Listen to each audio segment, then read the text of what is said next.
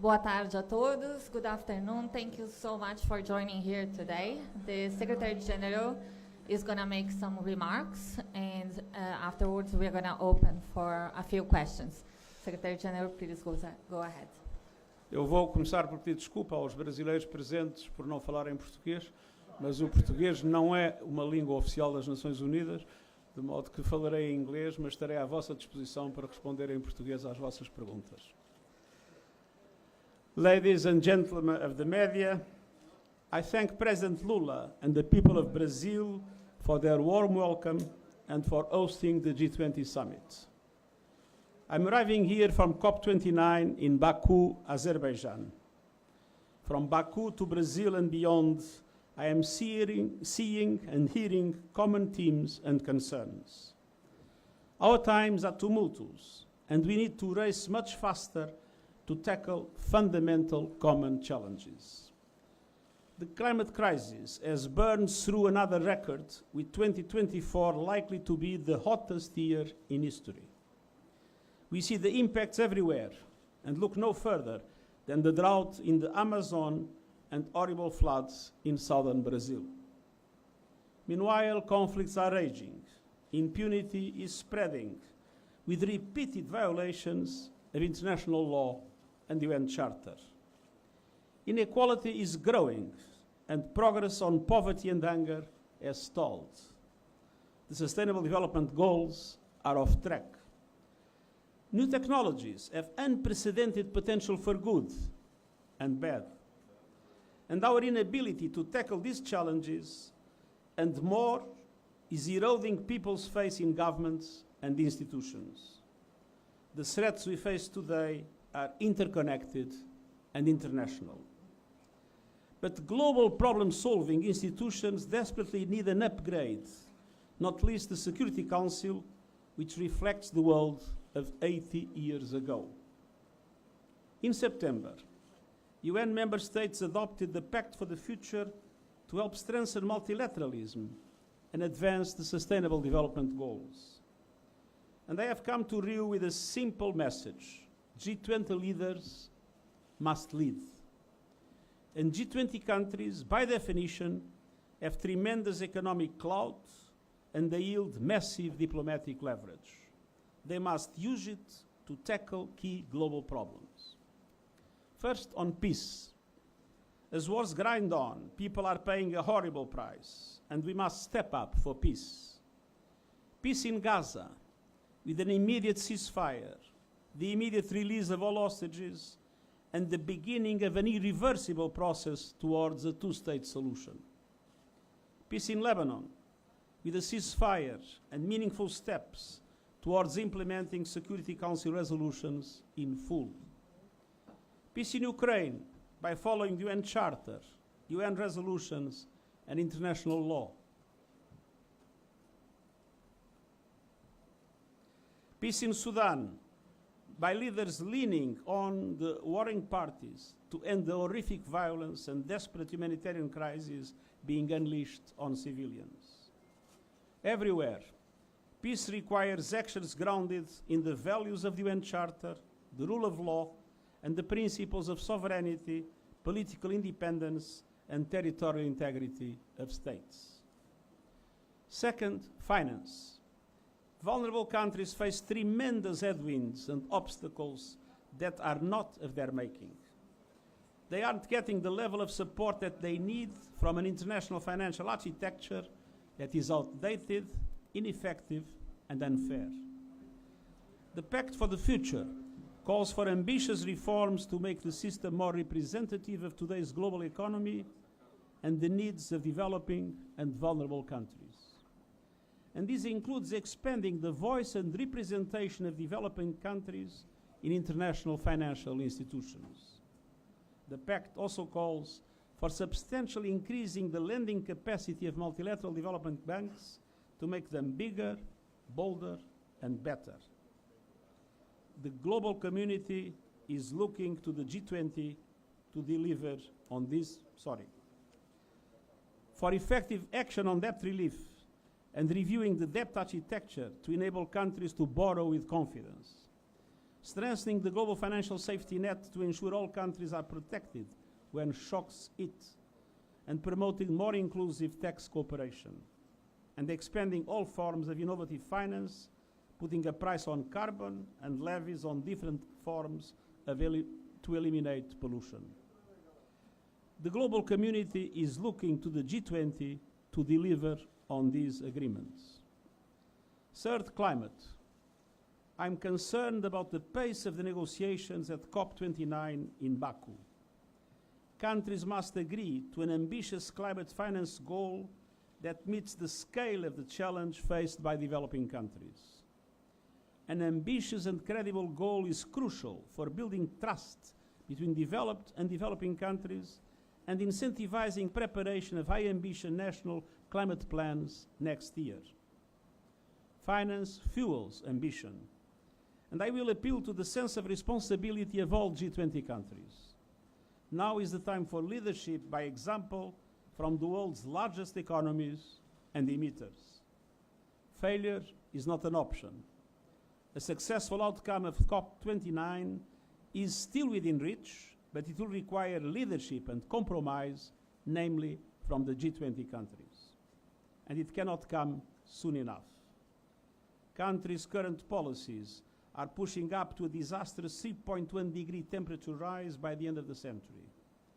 To avoid the very worst of future climate catastrophe, we must limit global temperature rise to 1.5 degrees Celsius. And so emissions must be cut by 9% a year by 2030. But yet, they are still rising. And the spotlight is naturally on the G20. They account for 80% of global emissions. They must lead with national climate plans that follow the guidance they agreed to last year. 1.5 degrees aligned, whole of the economy, and all greenhouse gases. The recent announcements from 2 G20 members, Brazil and the UK, represent an important start. The principle of common but differentiated responsibilities must be respected, but all G20 countries must make an extra effort. And developed countries must support emerging economies and developing countries with technology and finance. Developed countries must keep their promises to double adaptation finance, and we need significant contributions to the new loss and damage fund. As Brazil prepares to host next year's COP30, I'm working closely with President Lula on a global mobilization effort to secure the highest levels of ambition from all countries, and especially the G20. And I'm pleased we will discuss these issues in detail with G20 leaders on Tuesday. We must also fight the coordinated disinformation campaigns impeding global progress on climate change, ranging from outright denial to greenwashing to harassment of climate scientists. The Global Digital Compact, adopted at the UN Summit of the Future, includes the first universal agreement on artificial intelligence governance that brings every country to the table. It calls for an independent international scientific panel on AI and initiating a global dialogue on its governance within the United Nations. And it requests options for innovative voluntary financing for AI capacity building in developing countries within the next year. So, ladies and gentlemen of the media, many challenges, but also many possible solutions. The G20 must lead by example. This is fundamental to restoring trust, credibility, and legitimacy of every government and our global system in these turbulent times. We need to seize every opportunity to lead transformative action for a safer, more peaceful, and sustainable world. And I am at your disposal for a few questions. Thank you very much. Let's start with Global. Please, Diego is going to give you the microphone. Pode ser em português. Hello. Hi. Pode ser em português? But I'll do it in English, okay? Pode ser em português ou em inglês, todos entendem. Ok. Na língua que quiser. Um prazer estar aqui. Marina Araújo, da Globo. Uma das prioridades do presidente Lula nesse G20, esse G20, é discutir, né, trazer para a mesa a discussão de mais espaço e poder para o Sul global na ONU e principalmente no Conselho de Segurança da ONU, que não tem conseguido parar a guerra, as guerras, no plural. O senhor acredita e concorda que é preciso mais espaço para o Sul global, para países como o Brasil? Eles devem ter mais poder e espaço, inclusive de veto? O Conselho de Segurança corresponde ao mundo de 1945. Para dar um exemplo, há 3 países europeus que são membros permanentes do Conselho de Segurança, não há nenhum país africano, não há nenhum país latino-americano. E, portanto, o Conselho de Segurança não corresponde ao mundo de hoje. E tem revelado uma grande ineficácia por causa das divisões geopolíticas e tem um problema de legitimidade porque não representa a realidade dos nossos tempos. E por isso, nas discussões da Cimeira do Futuro, um dos aspectos centrais foi a necessidade da reforma do Conselho de Segurança.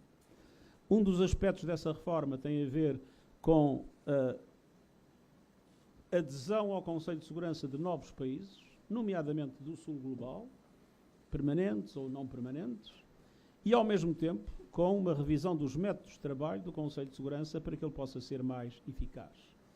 Nós vemos, no entanto, em larga medida paralisado pelas divisões geopolíticas e não tenho a esperança de que essas divisões desapareçam de um dia para o outro.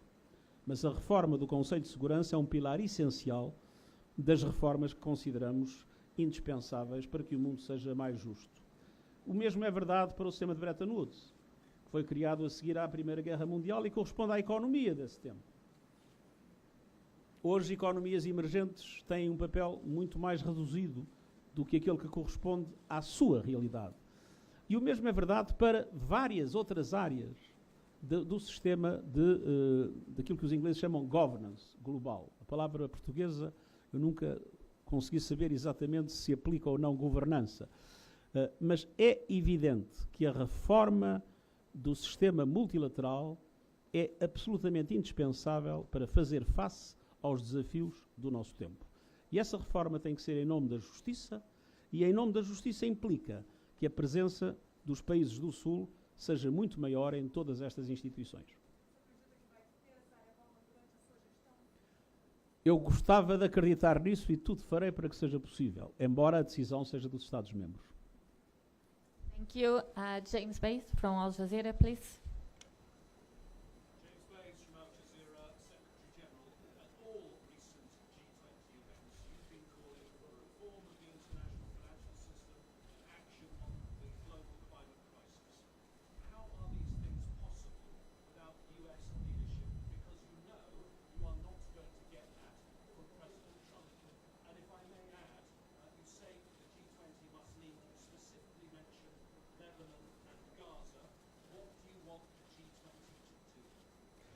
Well, first of all, this time I come with G20 with a pact of the future that got approval in the Summit of the Future and with a global digital compact that got an approval at the Summit of the Future, which means all countries in the world committed for the first time to seriously move in the direction of reform of the global governance system.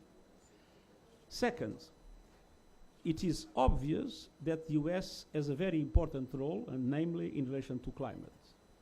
But it is also obvious that the US is a federal country and it's a market economy. And all the signals given by the markets today are in the sense that demonstrates that renewables are not only the greenest, but also the cheapest way to produce energy. And so I'm pretty confident that the dynamism of the American economy and of the American society will move in the direction of climate action, as I recognize that the influence of governments today is much more limited than it was in the past. On the Middle East, I do believe that we cannot have double standards. We need to apply the same principles everywhere. We need to apply the Charter, international law, international humanitarian law. And on the Middle East, we need peace, but we need peace on the way to a two-state solution.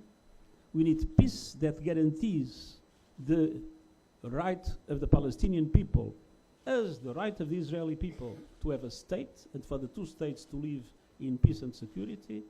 And at the same time, we need to address the immediate crisis, condemning as we have condemned the Hamas attacks, but recognizing that they do not justify the collective punishment of the Palestinian people. So we need immediately a ceasefire, the immediate release of hostages, and effective humanitarian aid to Gaza. Thank you very much. We have Folha de São Paulo, please.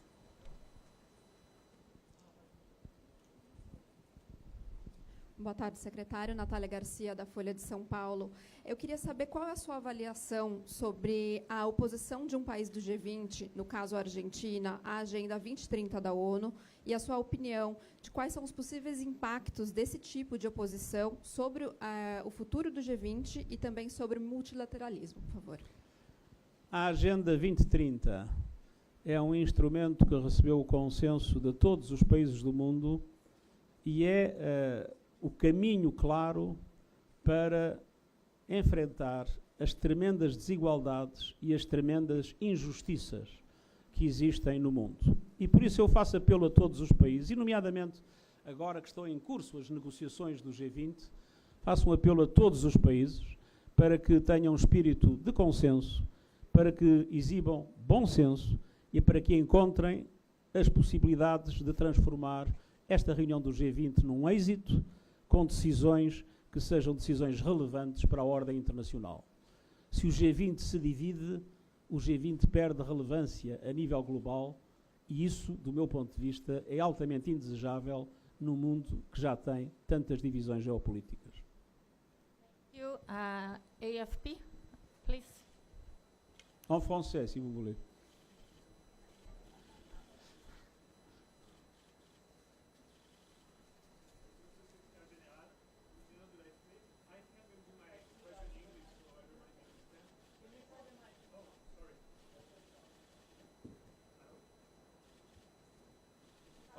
Allô?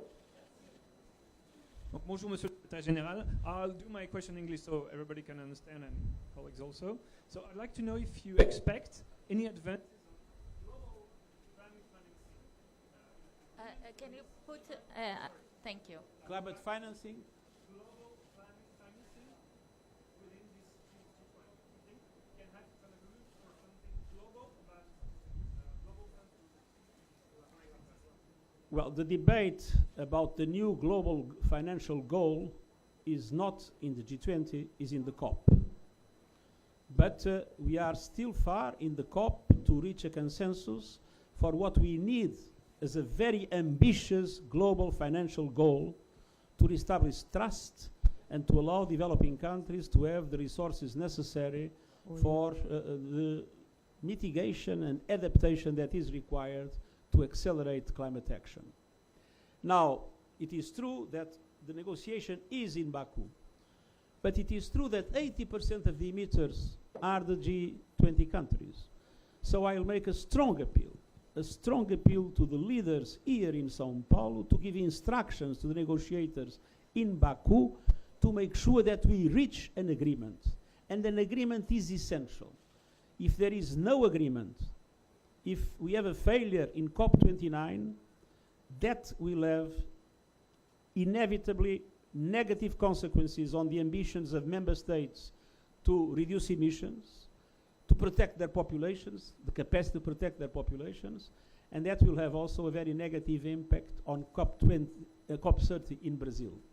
So my appeal on G20 leaders is to give clear instructions to negotiators in Baku to reach an absolutely essential agreement on the new global financial goal in Baku until the end of the week. Thank you very much. We have RTP here. Diego? Here. Thank you. Boa tarde, Sr. Secretário. Boa tarde, Sr. Secretário-Geral António Guterres, Pedro Sá Guerra, da RTP, da Rádio e Televisão de Portugal. Eu gostava de lhe colocar duas questões, se me permite. Uma delas tem a ver com a recente notícia que dá conta que Joe Biden suspendeu a proibição de uso de armas americanas na Rússia. O Kremlin já fez saber que, se for por diante esta intenção, será uma situação muito grave. A outra questão tem a ver com o que está a passar em Moçambique, a situação de praticamente poderemos estar perante uma guerra civil em Moçambique. Muito obrigado. Bem, em primeiro lugar, a nossa posição tem sido muito clara em relação à necessidade de evitar uma escalada permanente na guerra da Ucrânia. Nós queremos paz, mas queremos uma paz justa em linha com as resoluções da Assembleia Geral, com a Carta das Nações Unidas e com a lei internacional. Em relação a Moçambique, o meu apelo é naturalmente um apelo à calma, um apelo a que a expressão das diversas opiniões e das diversas posições se faça pacificamente e que as autoridades tenham também a contenção necessária para garantir que os problemas de Moçambique sejam resolvidos, como disse, em paz e no respeito pelo funcionamento das instituições. Mas esta nova posição por parte dos Estados Unidos não preocupa as Nações Unidas? Já lhe dei a minha opinião sobre isso. Thank you. We have one more question. SG, we have a group of youth journalists here that came specifically to cover the G20. So we're going to give them a question as well. Here, this lady here in the front. Just there. Tá ligado? Eu sou a Bianca Fernandes, eu sou do Imprensa Jovem da Prefeitura de São Paulo. E eu queria saber como a ONU vê o papel do G20 na promoção de uma governança global mais eficaz, especialmente em relação a questões críticas como a desigualdade econômica. Se tomou atenção àquilo que eu disse, eu referi a necessidade de reformas da arquitetura financeira internacional para a tornar mais justa, mais eficaz e mais atenta às necessidades dos países do Sul, a necessidade de uma efetiva ação em matéria de dívida, com alívio da dívida dos países em circunstâncias mais difíceis e mecanismos eficazes para o conseguir, e um conjunto de medidas para que os países em desenvolvimento tenham uma voz e uma presença mais forte nas instituições financeiras internacionais e para que os bancos multilaterais de desenvolvimento vejam multiplicados os seus recursos para poderem apoiar muito melhor os países em desenvolvimento e fazê-lo tendo em conta não apenas o nível de desenvolvimento, mas também a vulnerabilidade. Estou particularmente preocupado com as pequenas ilhas. As pequenas ilhas são países de renda média, mas são países dramaticamente impactadas, foram pelo Covid, agora pelas alterações climáticas, e é fundamental que tenham um tratamento preferencial que o sistema financeiro internacional lhes deve dar. We have time for one more? Or yes? Okay, please go ahead. There at the back. You, yes. That's it. Diego?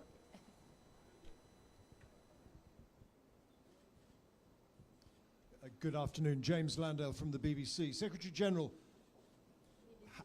can you hear? What advice do you give to the world leaders arriving here for the G20?